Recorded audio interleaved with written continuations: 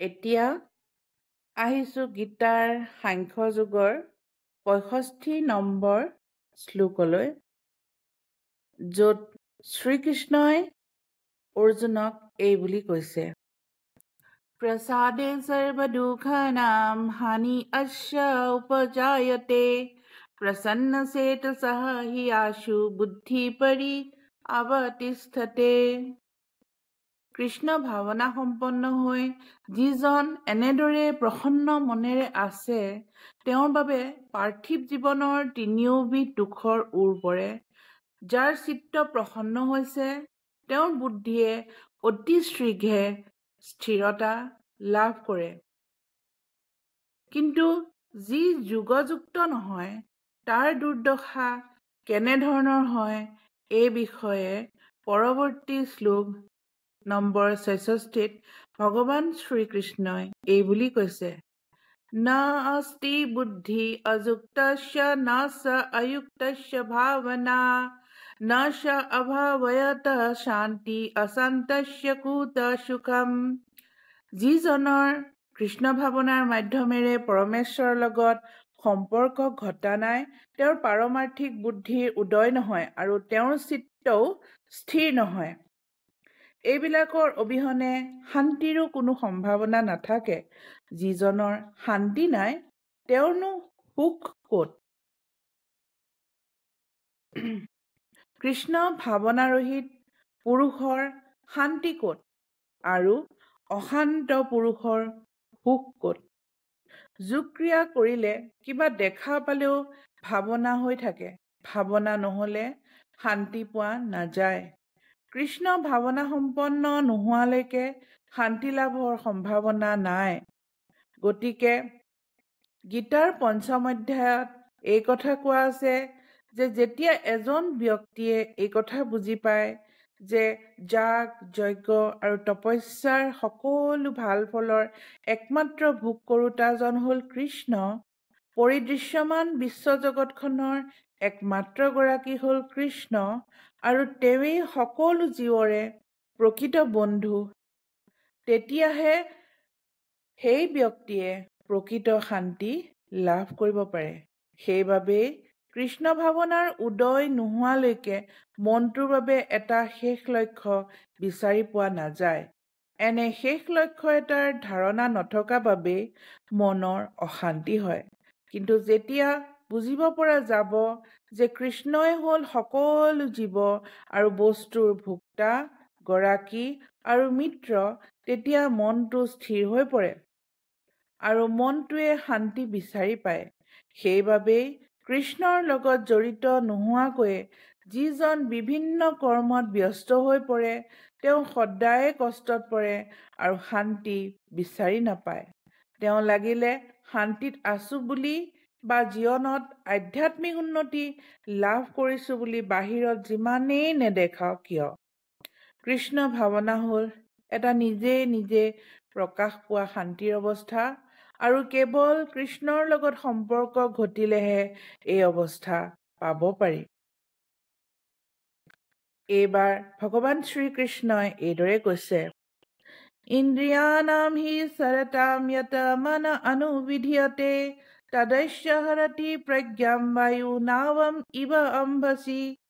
প্ৰবল বতাহে পানীত থকা নাও এখন বলেৰে কোনোবা ফালেদি উটুৱাই নিয়াৰ দৰে নানান বিষয়ত বিচৰণ কৰা ইন্দ্ৰিয়বিলাকৰ ভিতৰৰ যিটোত মনটো লাগি থাকে, কেৱল সিয়েই মানুহৰ বুদ্ধিটো হৰি নিয়ে। যদি আটাইবিলাক ইন্দ্ৰিয়কে ভগৱানৰ সেৱাৰ কামত লগোৱা নহয়, তেতিয়াহ'লে কেৱল এটা ইন্দ্ৰিয়ও যদি ইন্দ্ৰিয় তৃপ্তিত ৰত থাকে, ইয়ে সাধকজনক আধ্যাত্মিক সাধনাৰ পথৰ পৰা আওবাটে আঁতৰাই নিব পাৰে। মহাৰাজ অম্বৰীশৰ প্ৰসংগত কৈ অহাৰ দৰে সকলো ইন্দ্ৰিয়কে কৃষ্ণ ভাৱনাৰ কামত লগাব লাগে, কাৰণ মনটোক নিয়ন্ত্ৰণ কৰিবৰ বাবে এইটোৱে শুদ্ধ পদ্ধতি। তস্মাৎ য়স্য মহাবাহো নিগৃহীতানি সৰ্বশঃ ইন্দ্ৰিয়াণি ইন্দ্ৰিয়াৰ্থেভ্যঃ তস্য প্ৰজ্ঞা প্ৰতিষ্ঠিতা। গতিকে হে মহাবাহু অৰ্জুন, যিজনে ইন্দ্ৰিয়ৰ উপভোগৰ বিষয়বিলাকৰ পৰা নিজৰ ইন্দ্ৰিয়বিলাক সংযত কৰি আঁতৰাই আনিছে, নিশ্চিতভাৱে তেওঁৰ বুদ্ধিয়েই স্থিৰ।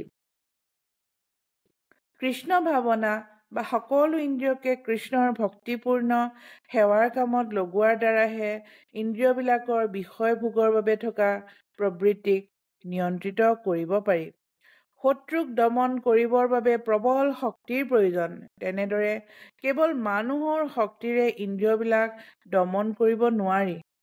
কেৱল ভগৱানৰ সেৱাত সেই ইন্দ্ৰিয়বিলাকক ব্যস্ত ৰাখিহে সিহঁতক নিয়ন্ত্ৰিত কৰিব পাৰি। या निशा सर्वभूतानां तस्यां जागृति संयमी यस्यां जागृति भूतानि सा निशा पश्यत মুনে। সকলো প্ৰাণীৰ বাবে যিটো নিশা আত্মসংযমীজনৰ বাবে সেইটো জাগি থকাৰ সময়। যি সময়ত সাধাৰণ প্ৰাণীসকল সাৰে থাকে, সেই সময়টো আধ্যাত্মিক দৃষ্টিসম্পন্ন মুনিজনৰ বাবে এটা নিশা। দুই শ্ৰেণীৰ বুদ্ধিমান লোক আছে। প্ৰথম শ্ৰেণীয়ে ইন্দ্ৰিয় তৃপ্তি লাভৰ বাবে জাগতিক কাম কাজ কৰাৰ বিষয়ত বুদ্ধিমান, আৰু আন দ্বিতীয় শ্ৰেণীটো হ'ল অন্তৰ্দৃষ্টি সম্পন্ন লোক, আৰু তেনে লোক আত্মাৰ উপলব্ধিৰ বাবে চেষ্টা কৰাৰ বিষয়ত সজাগ। আত্মানুসন্ধানী বা চিন্তাশীল মানুহ যি সময়ত আধ্যাত্মিক চিন্তাৰ ক্ষেত্ৰত কৰ্মৰত হৈ থাকে, সেই সময়টো পাৰ্থিৱ চিন্তাত ব্যস্ত সাধাৰণ লোকসকলৰ বাবে এটা নিশা। আত্ম উপলব্ধিৰ বিষয়ত জ্ঞান নোহোৱা বাবে পাৰ্থিৱ সুখৰ অন্বেষণত ব্যস্ত মানুহ তেনে নিশাৰ সময়ত শুই থাকে। তেনে বস্তুবাদী লোকৰ বাবে যিটো নিশা, সেই সময়তো কিন্তু আত্মা অনুসন্ধানী মুনিজন সজাগ হৈ থাকে। সম্পূৰ্ণ ভৌতিক প্ৰাণীৰ বাবে পৰম পুৰুষ পৰমাত্মা ৰাত্ৰি সদৃশ, কিয়নো তেওঁলোকে দেখা নাপায়। যিমান অনুভৱ কৰিলেও কামত নাহে, সেইকাৰণে ৰাতিৰ দৰে। সেই ৰাত্ৰিত কিন্তু পৰমাত্মাত সংযমী পুৰুষে উত্তম প্ৰকাৰে দেখে, চলাচল কৰে, জাগ্ৰত হৈ থাকে, কিয়নো তেওঁ ঈশ্বৰক ধৰি থাকিবলৈ আছে। যোগীয়ে ইন্দ্ৰিয়সমূহৰ সংযমৰ দ্বাৰা তেওঁত প্ৰৱেশ কৰে। যি নাশশীল সাংসাৰিক সুখভোগৰ কাৰণে সম্পূৰ্ণ প্ৰাণীয়ে ৰাতিয়ে দিনে পৰিশ্ৰম কৰে, যোগীৰ বাবে সেয়াই নিশা।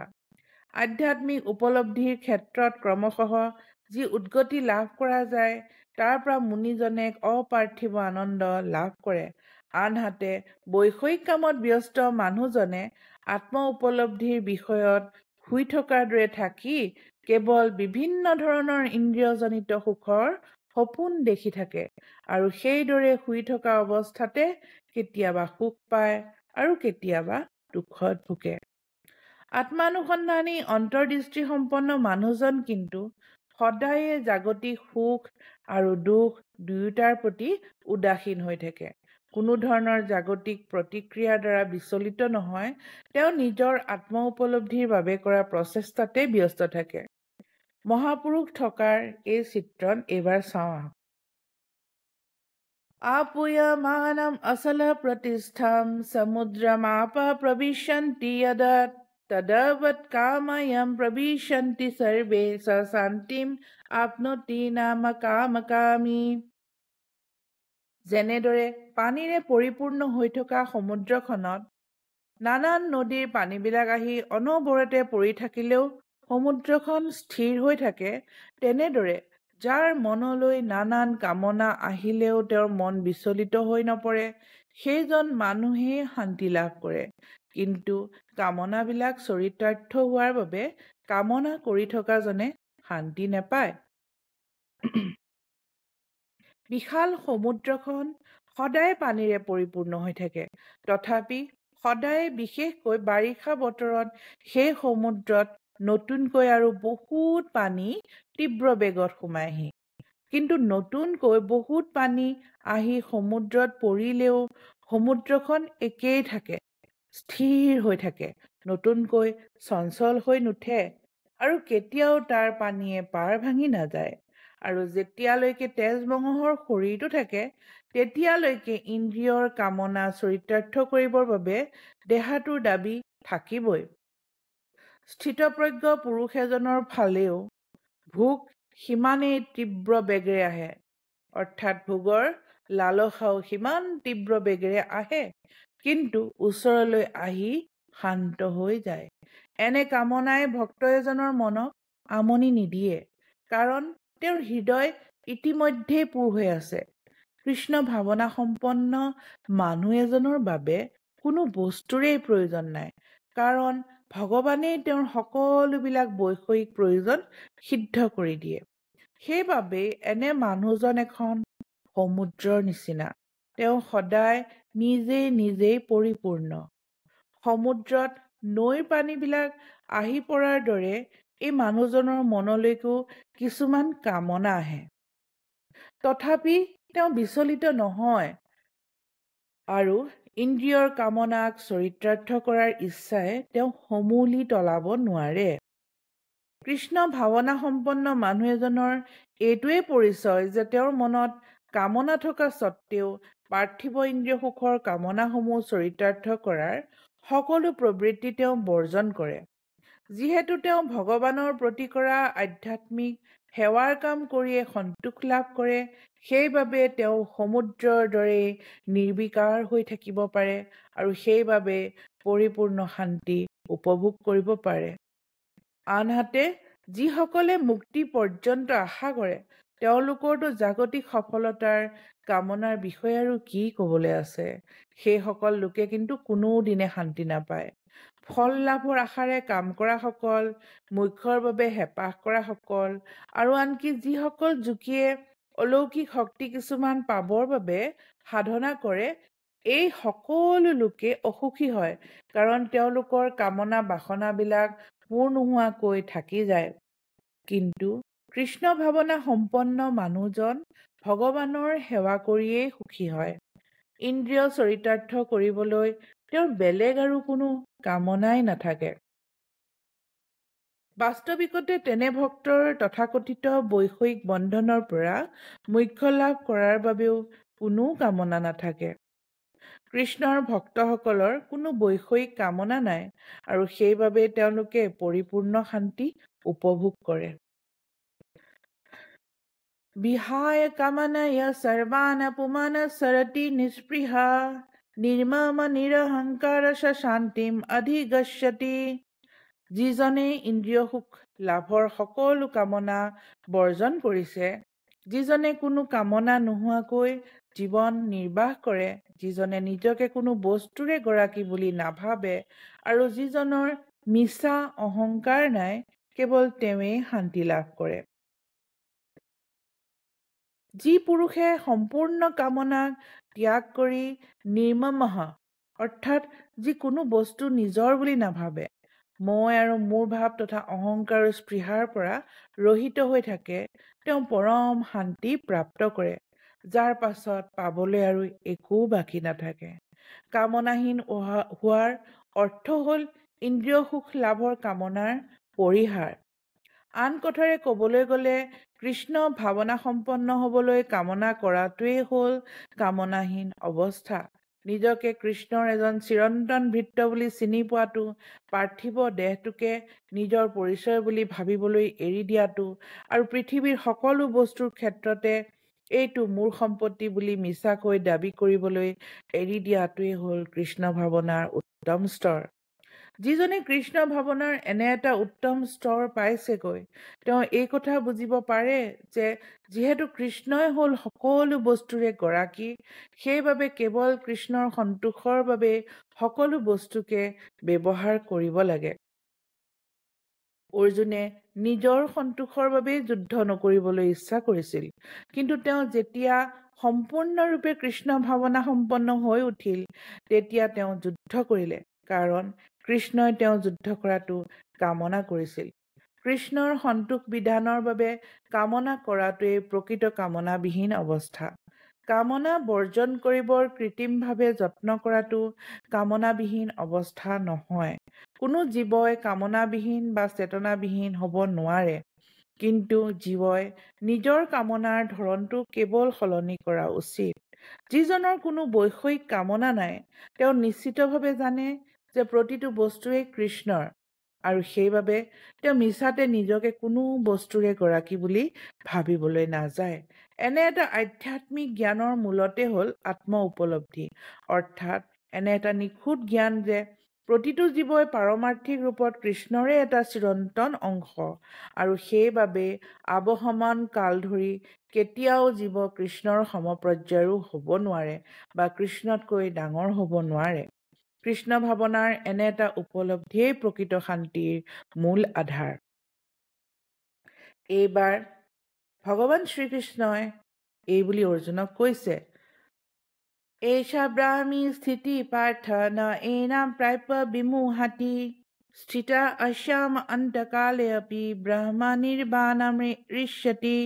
হে পাৰ্থ, এইটোৱে এনে এটা আধ্যাত্মিক অৱস্থা যি অৱস্থা লাভ কৰাৰ পাছত জীৱ বিমোহিত অৱস্থাৰ পৰা মুক্ত হয়। আনকি মৃত্যুৰ আগমুহূৰ্ততো যদি কোনোবাই এনে এটা অৱস্থা লাভ কৰিব পাৰে, তেতিয়াহ'লে তেওঁ ভগৱানৰ দিব্য ধাম লাভ কৰিবলৈ সমৰ্থ হয়। উপৰোক্ত স্থিতি ব্ৰহ্মক প্ৰাপ্ত কৰা পুৰুষৰ স্থিতি হয়। সমুদ্ৰৰ দৰে মহাপুৰুষত বিষয়সমূহ নদীৰ দৰে মিলি যায়। তেওঁ পূৰ্ণ সংযমী আৰু প্ৰত্যক্ষ পৰমাত্মাদৰ্শী। মাত্ৰ অহম ব্ৰহ্মাস্মি বুলি পঢ়িলে বা জপ কৰিলেই তেওঁ এই স্থিতিত প্ৰাপ্ত নহয়। সাধনাৰ দ্বাৰাহে ব্ৰহ্মৰ এই স্থিতি পাব পাৰি। এজন লোকে কৃষ্ণ ভাৱনা বা দিব্য জীৱন এটা থিতাতে বা নিমিষতে লাভ কৰিব পাৰে, আনহাতে আকৌ কোনোজনে লাখ লাখ বাৰ পুনৰ জন্ম গ্ৰহণ কৰাৰ পাছতো জীৱনৰ তেনে এটা অৱস্থা লাভ কৰিব নোৱাৰে। এইটো কেৱল হৃদয়ংগম কৰা কথা আৰু সত্যক স্বীকাৰ কৰি লোৱা কথা। নিৰ্বাণৰ অৰ্থ হ'ল বৈষয়িক জীৱনধাৰাটোৰ অৱসান। বৌদ্ধ দৰ্শনৰ মতে এই পাৰ্থিৱ জীৱন চক্ৰটোৰ অৱসান ঘটিলে তাৰ পাছত আৰু একো নাথাকে। জীৱাত্মাৰ আৰু কোনো চিন নাথাকে, কেৱল শূন্য। কিন্তু ভগৱদ গীতাই এটা আন ধৰণৰ উপদেশ দিছে। সেইমতে এই পাৰ্থিৱ বাস্তৱিক জীৱনটো শেষ হোৱাৰ পাছতহে আচল জীৱন আৰম্ভ হয়। যিসকল ঘোৰ বস্তুবাদী তেওঁলোকে ভাবে যে এই পাৰ্থিৱ জীৱনটো শেষ হোৱাৰ লগে লগেই সকলো শেষ। কিন্তু যিসকলে জীৱনত আধ্যাত্মিক অগ্ৰগতি লাভ কৰিছে তেওঁলোকৰ বাবে এই পাৰ্থিৱ জীৱনটোৰ পাছতো আৰু এটা জীৱন আছে। এই পাৰ্থিৱ জীৱনটো শেষ হোৱাৰ আগতেই যদি কোনোবাই ভাগ্যক্ৰমে কৃষ্ণ ভাৱনা সম্পন্ন হ'বলৈ সক্ষম হৈছে, তেনেহ'লে তেওঁ থিতাতে ব্ৰহ্ম নিৰ্বাণৰ অৱস্থা লাভ কৰিব পাৰে। ভগৱানৰ দিব্য ৰাজ্যত বাস কৰা আৰু ভগৱানৰ সেৱা ভক্তিত নিৰত থকাৰ ভিতৰত কোনো পাৰ্থক্য নাই। যিহেতু সেই দুয়োটাই পাৰমাৰ্থিক স্তৰৰ বস্তু, সেইবাবে ভগৱানৰ আধ্যাত্মিক সেৱা ভক্তিৰ কামত ব্যস্ত হৈ থাকিব পৰাটোৱে হ'ল ভগৱানৰ আধ্যাত্মিক ৰাজ্যৰ নাগৰিক হোৱাৰ সৌভাগ্য। বাস্তৱিক জগতত ইন্দ্ৰিয়ৰ সুখৰ বাবে কৰা কামৰ ব্যস্ততা আছে, কিন্তু আধ্যাত্মিক জগতত কেৱল কৃষ্ণ ভাৱনাৰে কৰা কামহে আছে।